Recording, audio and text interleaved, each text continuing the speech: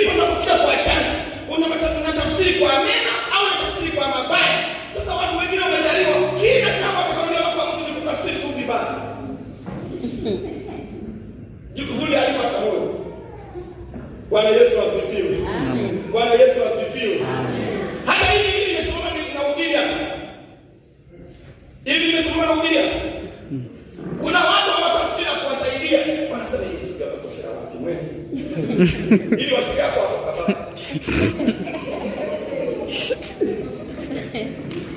Bwana Yesu asifiwe. Bwana Yesu asifiwe.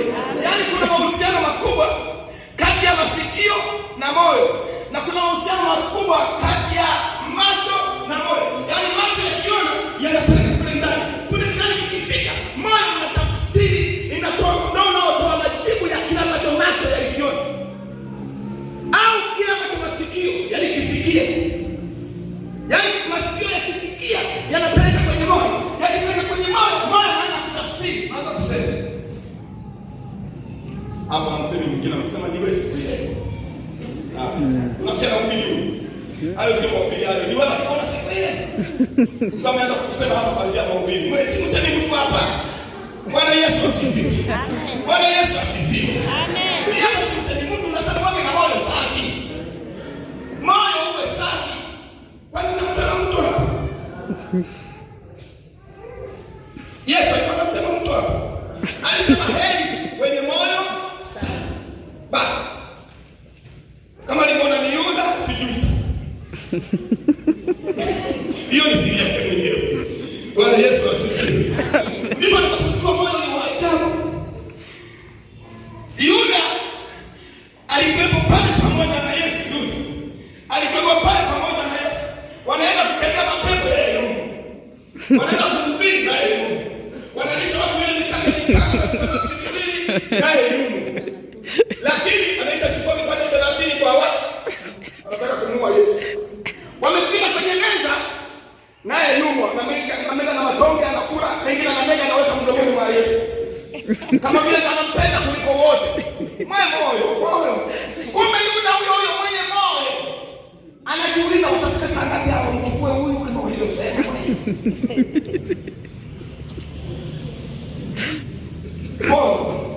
Moyo kama Sikiliza. Hata hivi tumekaa. Wengine tu sio kusema mioyo yenu imechafuka. Kwa sababu mmekosana na watu. Wengine mioyo yenu imechafuka. Kilichowachafua mioyo. Kwa sababu hata uko hapa. Nyumbani hata mahali ya Mungu. Moyo umechafuka. Tutahubiri tutachoka hapo unaanza kuwatoke rakawa. Mbona watu huyu naye malizi haraka. Nyingine kwa maana. Sasa hicho kimechafua moyo kwa sababu huna jinsi. Nyumbani hakueleweki, mioyo imechafuka. Hata mtu anasema anahubiri kiasi gani mtu msikiliza kwa sababu chuna umechafua mioyo ya watu. Kwa majeraha mengine yanatokana na uchungu. Majeraha mengine yanatokana na uhusiano. Majeraha mengine yanatokana na kazi unazofanya. Yaani hapa kila mtu ana jeraha lake. Kipelelezeke hata hivi vilivyokaa. Unajua tena haraka unayo hata kama unacheka machoni hapa. Lakini kitu kinainamisha moyo wako. Moyo umechafuka, unataka kumkosa Mungu. Umeinama hata umehubiri kiasi gani. Bado unaona kule ndani moyo umeinama. Hata unacheka hivi lakini moyo unaona mchovu. Bila kuuliza ni vingi. Na unajua hata hivi unasema hivi unajuaje huyu? Nimejua. Bwana Yesu asifiwe. Si niliamini nitaka kulikwepa nishindikana. Nilijua mnajua sana. Mungu alijua kwamba wewe uko kanisani, kwamba wewe umeokoka, lakini moyo wako umeinama. Vivyo vitu vinainamisha moyo wako. Kama sio uchumi ni watoto wako. Kama sio watoto ni mume wako. Kama sio mume wako ni mke wako. Kama sio hao ni majirani wako. Kama sio hao ni familia yako. Pengine ni ukoo wako. Pengine kwenye ukoo walishawatoa hapo kwenye hesabu. Uko hapa moyo umeinama. Yaani tunahubiri sana. Moyo tu umeinama. Unatafakari vitu vingi kweli vingi vinavyochafua moyo. Sasa sikiliza Biblia inasema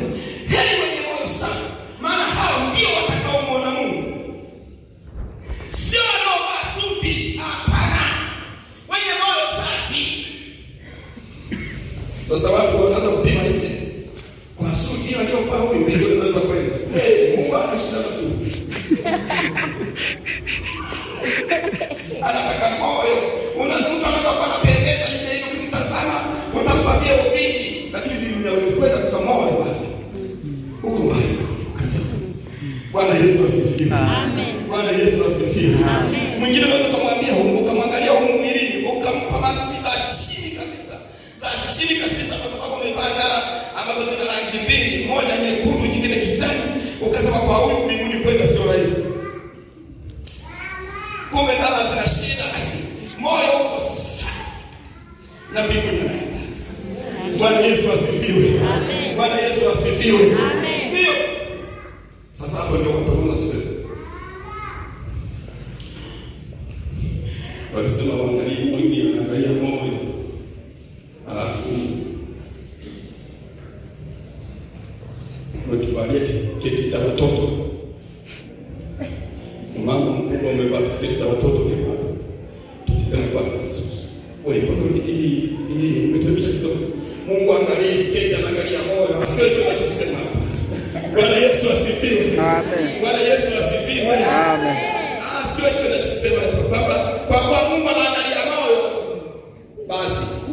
Wewe unataka hapa mapenzi. Mtoto wa kike. Sio hicho tunachosema. Leo tulikuwa na somo moja Morovia, nilipeleka vizuri sana nilipenda. Mchungaji wangu anasema neno lile somo aliloleta kichwa chake kinaitwa kujitathmini.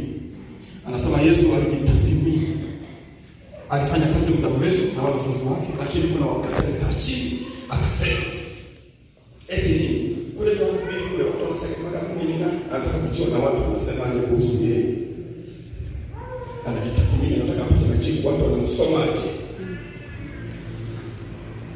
Wakati watu majibu yao pale, akasema ndio wanasema watu. Akasema sasa nyie mnajua aje mimi ni nani? Bwana Yesu asifiwe. Yesu anataka kujitathmini. Anataka ajue watu wanamuita nani. Anataka ajue pia wanafunzi wanamuita nani. Kwa watu sasa tu tutazame moyo. Vipo vitu pia ambavyo tunakataza, huko sio kila kitu tunachokataza ni dhambi. Na itaka kitu tunapokataza tunataka kusema hivi watu wakikuona watakuita nani kwa hivyo ulivyo. Hata kama mbinguni utaenda na nywele zako hivyo hivyo na bukta yako hivyo hivyo na kasketi ya watoto hivyo hivyo utaenda mbinguni, lakini watu wanasema wewe ni nani ukivaa kasketi ya watoto? Watu wanasema nini? Wanasema mtumishi wa Bwana. Watu. Bwana Yesu asifiwe. Ukivaa kaptura iko hapa. Sawa, mbinguni tukae inatumana shughuli mtu na kaptura yako ya kukaa hapa. Ila sasa kujitathmini, watu wanasema wewe ni nani ukivaa kaptura ya hapa? Watu sasa. Maana Yesu alisema Mungu anasema nini kuhusu nini? Alisema watu wanasema nini kuhusu nini huko tunapotembea? Kumbe ili uende mbinguni umpendeze Mungu na wanadamu. Bwana Yesu asifiwe. Bwana Yesu asifiwe. Ili uende mbinguni umpendeze Mungu na wanadamu. Yesu mwenyewe alianza kuwajali wanadamu, wanavyomuona, wanavyomuita, wamempa jina gani? Wanasema malaya. Wanasema mchawi. Wanasema jambazi, wanasema mwizi. Wakasema. Wengine wanasema wewe Yohana. Wengine wanasema wewe Yeremia. Nasema sawa kabisa. Yeye sasa mnasema nini na mtu mmoja akasema wewe ni Yesu Kristo mwana wa Mungu aliye juu. Bwana Yesu asifiwe. Piga makofi kwa Yesu. Bwana Yesu asifiwe. Mmoja ndo akatokea akasema wewe sisi tunazokusema wewe ni Yesu Kristo mwana wa Mungu aliye juu. Akasema no. Sio mimi nilikufunulia majibu haya. Haya majibu yametoka juu. Hayajatoka kwa wanadamu. Mungu ndiye kufunulia haya. Sio mimi ni mwana wa Mungu aliye juu. Bwana Yesu asifiwe. Amen. Bwana Yesu asifiwe. Amen. Sasa watu wanakimbilia kuuliza, ukisema hiki hata kwa yeye hacho hiki mwenye dhambi hacho hiki dhambi. Kwa nini wote tunataka ni dhambi? Vingine ndio kataza sio dhambi. Vingine ndio kwa watu kukuita majina mabaya bwana. Bwana Yesu asifiwe. Amen. Bwana Yesu asifiwe. Amen. Heri wenye moyo safi. Maana hao ndio watakaomuona Mungu. Ambao mioyo yao haijabeba majeraha. Ama mioyo yao haijabeba watu, imebeba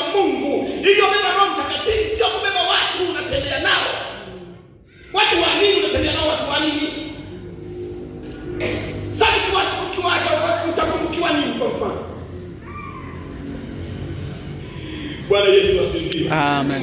Bwana Yesu asifiwe. Amen. Kuna kitu tunawaambia watu siku zote, hata ukikosana na mwenzako usitangulie kujiuliza kwa nini umekosea. Anza kujiuliza umekosea wapi mpaka umekosana.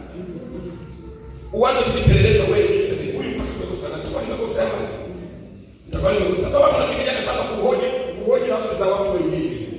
Bwana Yesu asifiwe. Amen. Bwana Yesu asifiwe. Amen. Linda sana moyo wako kuliko vyote, linda vyote. Na kulinda ni gharama. Saa nyingine utapata hasara kwa sababu ya kulinda moyo wako. Yuko mtu atakuja atahamisha mpaka kutoka tuta la kwanza mpaka la tatu. Utasema matuta matatu, bora ingekuwa moja. Matatu, hata nitambua. Hata fikiri unakuwa ni mjinga. Kikaeleweka. Moyo. Una usalama. Bwana Yesu asifiwe. Amen. Mimi nampenda Yesu. Siku moja nilikuwa na tarehe kama mahali fulani, nikakuta tu siku ya kwanza tuta moja amechukua, nasema mpaka watu walikuwa hapa. Siku ya pili kaona amechukua tuta la pili, mwaka wa pili. Nipomuuliza wewe umeona mkono vipi?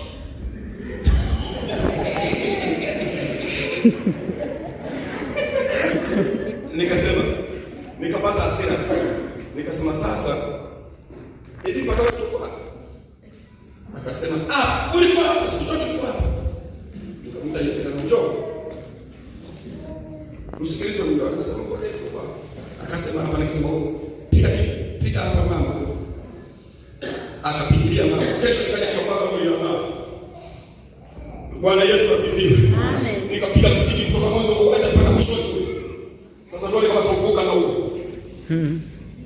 Ili ni ulinde moyo, maana kama unataka anataka moyo uchafuke.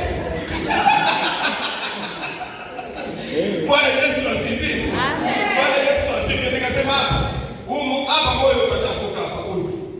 Nikamwaga lori la mawe hapo, nikaweka msingi. Toka pale alipopiga mambo alipokuwa anapapenda sana mpaka mwisho. Nikasema sasa siku nyingine nije niona kuruka msingi, anasema ni wako wake ndiye alijenga.